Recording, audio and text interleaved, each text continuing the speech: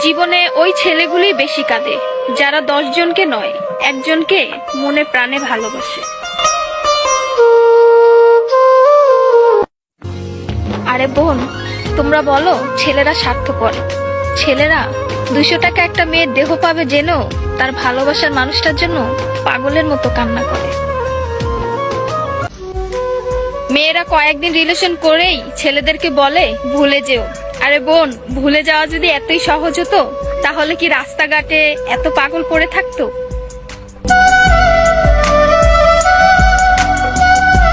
ছেলেরা যদি দেহের প্রেমে পড়তো তাহলে পতিতালয়ে তাদের শ্রেষ্ঠ প্রেমিকা থাকতো।